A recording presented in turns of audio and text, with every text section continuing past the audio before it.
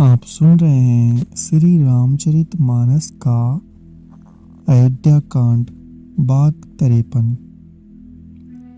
गुरुजी ने मुझे सुंदर उपदेश दिया। फिर प्रजा मंत्री आदि सभी को यही सम्मत है।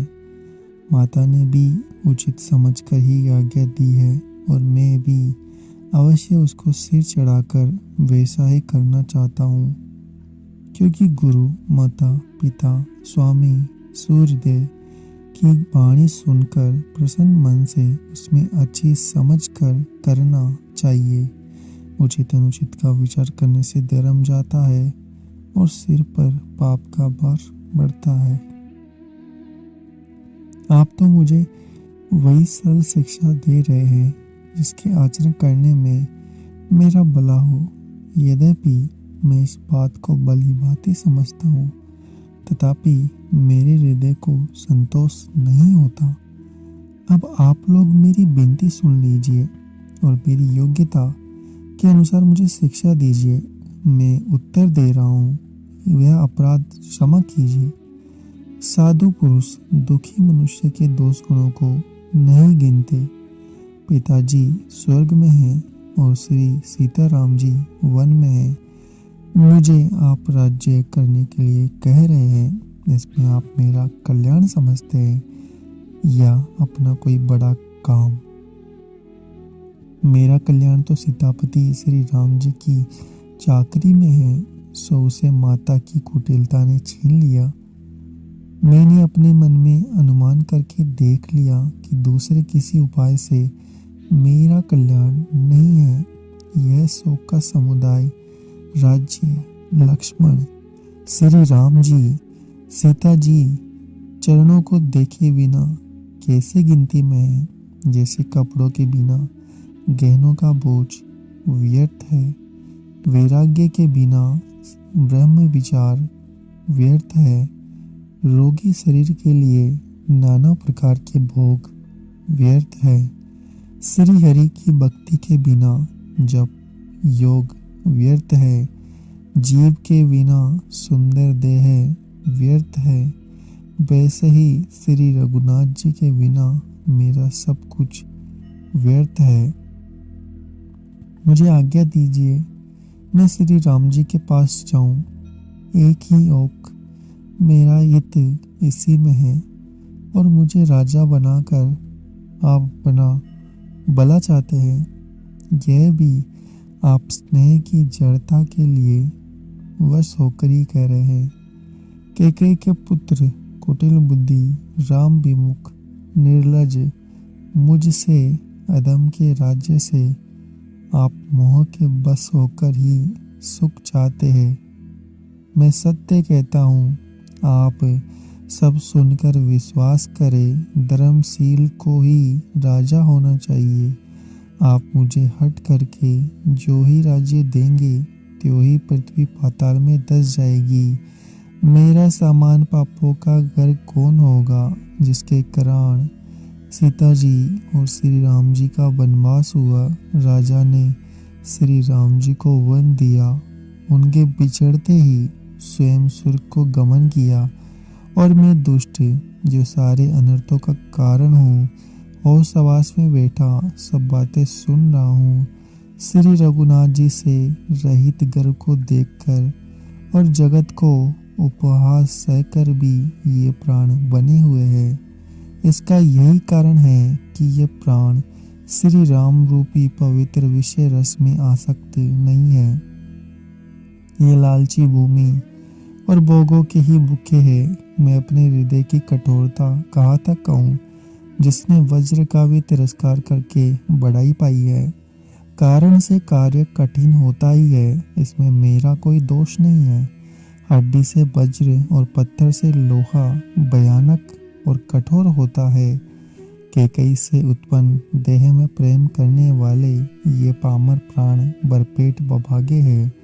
जब प्रिय के वियोग में भी मुझे प्राण प्रिय लग रहे हैं, तब अभी आगे मैं और भी बहुत कुछ देख और सुनूंगा।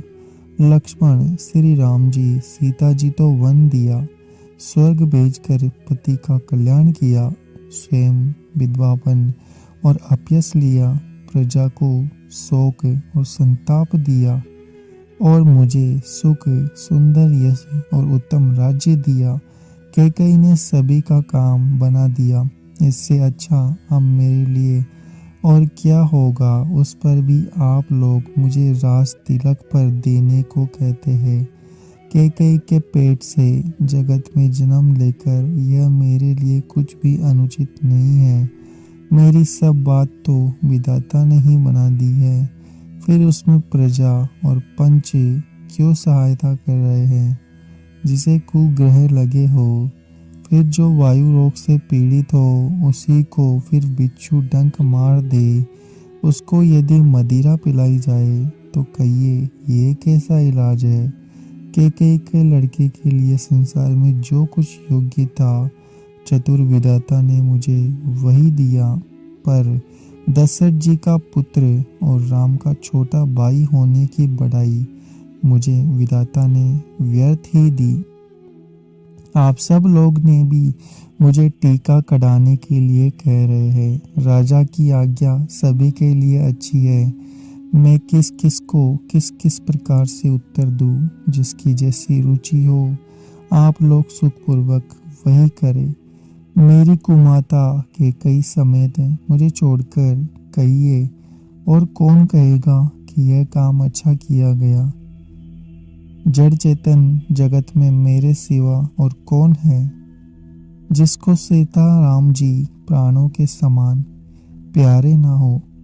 जो परम हानि है उसी में सबको बड़ा लाभ दिख रहा है। मेरा बुरा दिन है और किसी का दोष नहीं। आप सब जो कुछ कहते हैं सो सब उचित ही है, क्योंकि आप लोग संशय, सील और प्रेम के बस है।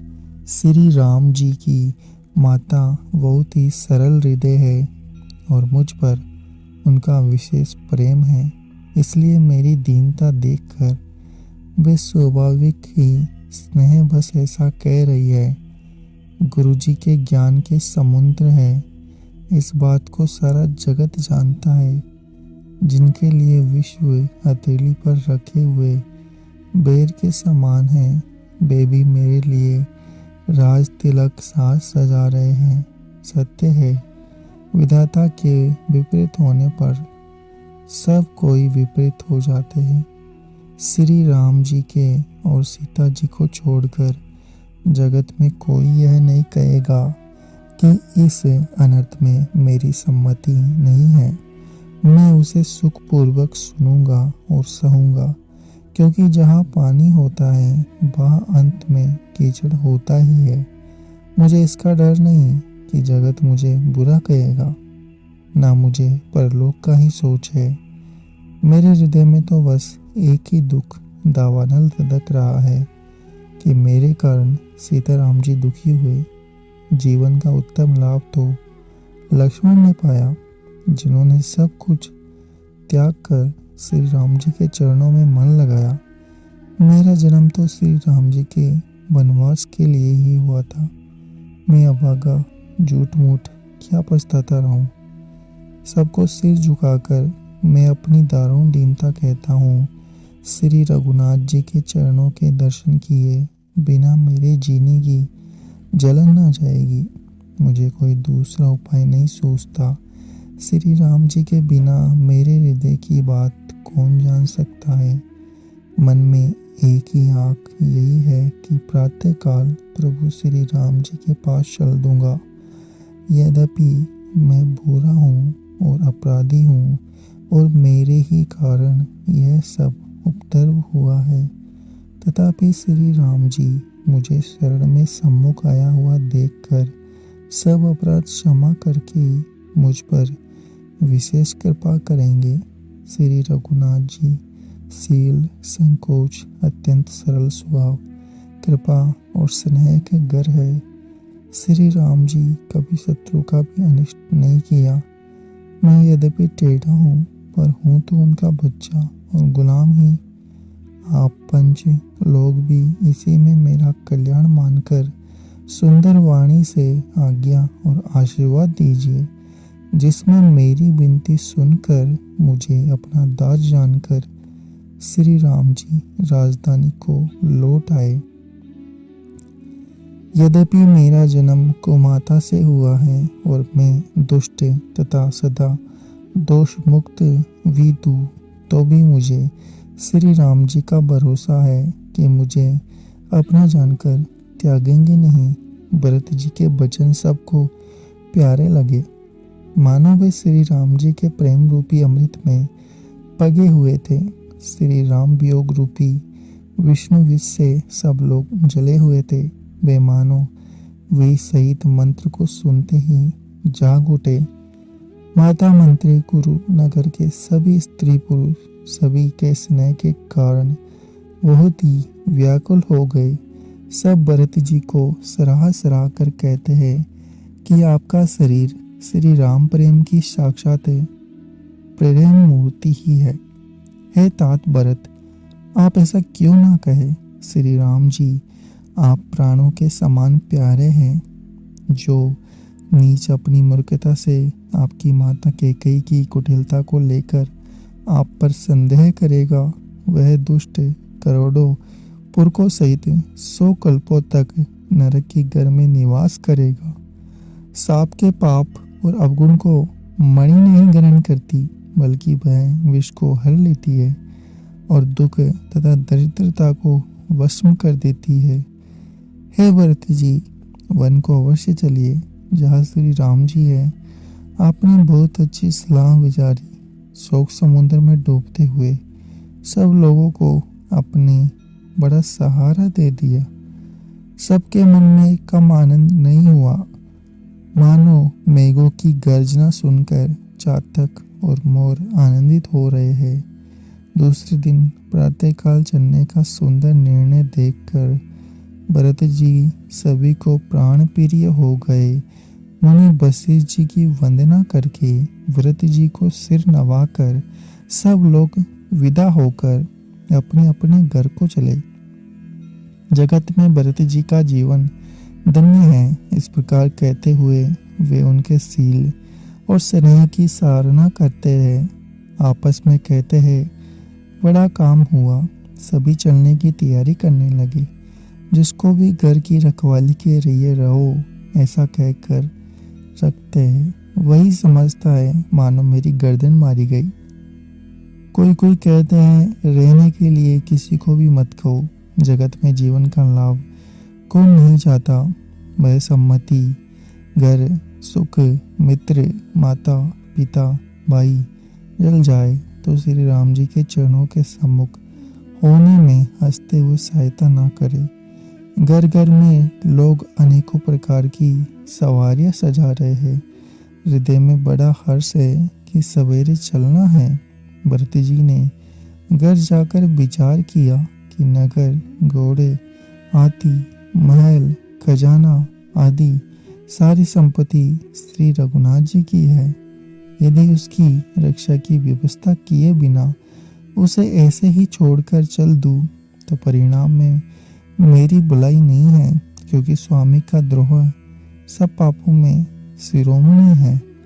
सेवक वही है जो स्वामी का हित करे, चाहे कोई करोड़ों दोष क्यों ना दे। भरत जी ने ऐसा विचार करके ऐसे विश्वास पात्र सेवकों को बुलाया जो कभी स्वप्न में भी अपने धर्म से नहीं डिगे थे। भरत जी ने उनको सब वेद समझाकर फिर उत्तम धर्म बताया और जो जिस योग्य था उसे उसी काम पर नियुक्त कर दिया। सब व्यवस्था करके रक्षकों को रखकर भरत जी राम माता कौशल्या जी के पास गए। स्नेह के सुजान भरत जी ने सब माताओं को दुखी जानकर उनके लिए पालकियां तैयार करने तथा सुखासन यान सजाने के लिए कहा। नगर के नर नारी चकवे चकवी की भांति हृदय में अत्यंत आर्त होकर प्रातःकाल होना चाहते हैं। सारी रात जागते जागते सवेरा हो गया। तब भरत जी ने चतुर मंत्रियों को बुलाया और कहा, तिलक का सब सामान ले चलो। वन में ही मुनि वशिष्ठ जी श्री राम जी को राज्य देंगे, जल्दी चलो। यह सुनकर मंत्रियों ने वंदना की और तुरंत घोड़े, रथ और हाथी सजवा दिए। सबसे पहले मुनिराज वशिष्ठ जी, अरुंधति, अग्निहोत्र की सब सामग्री सहित रथ पर सवार होकर चले। फिर ब्राह्मणों के समूह, जो सब के सब तपस्या और तेज के भंडार थे, उनको सवारियों पर चढ़कर चले।